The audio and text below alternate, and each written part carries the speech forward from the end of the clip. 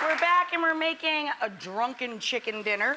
Now, a little fat drizzle of Italian honey, acacia honey, to the veg. Smells so good.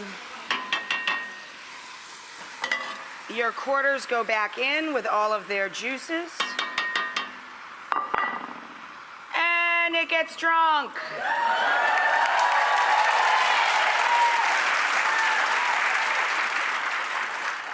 Now, we cook this over pretty intense heat at a rapid bubble between medium and medium-high. Once it comes to a bubble, I dial it back just a hair, and you let this chicken cook down and cook through as the wine thickens up with the veg for about 30 to 40 minutes until the juices run clear and the sauce begins to thicken up a bit.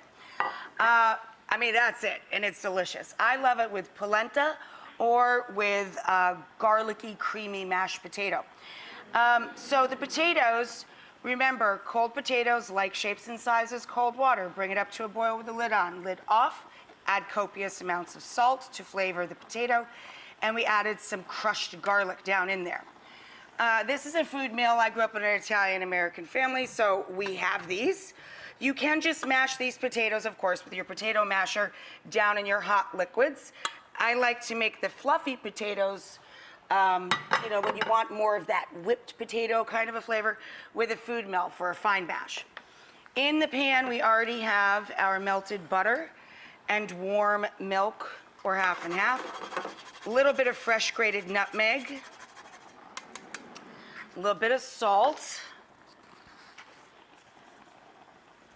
Because we've only seasoned our potatoes. We haven't seasoned our milk and butter bath. And you put this right over the top and just mill the potatoes down into the pot. Now, once you get the potatoes milled and into the pot and combined, we're gonna melt in 2 types of cheeses. We're gonna melt in a ripe, soft cheese. I have Taleggio. Or you could use Camembert or Brie. Yum. Yeah, so that kind of consistency. And then, of course, we'll finish it with a little Parmigiano Reggiano. Yeah. Not too bad. This is the drunken chicken once the wine is cooked down about 30 to 40 minutes. I mean, delicious. And it's literally like falling apart. Not only is it drunk, it's falling down. So, for the potatoes, I've added over the commercial the soft cheese. This is what the Taleggio looks like. It's my husband's favorite cheese. But you could also use Camembert or Brie, any nice, ripe, kind of stinky cheese, you know? Then we're gonna add in our Parmigiano, our last cheese.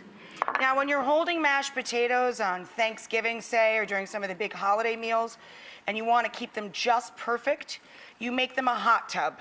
You make them a bain-marie, which is what I've done here. Tiny bit of simmering water, put one pot inside the other pot, keep the lid on to trap the steam, turn that down to super low, and it'll hold there all day. When you're ready to serve, they're mint, they're perfect. They're not too sticky, not too thin, not too thick, they're just right.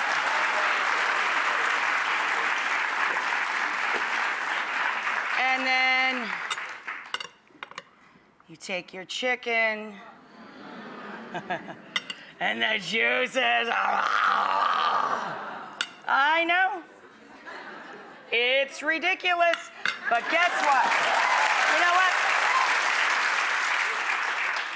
It's ridiculous, but it's completely legal to eat that.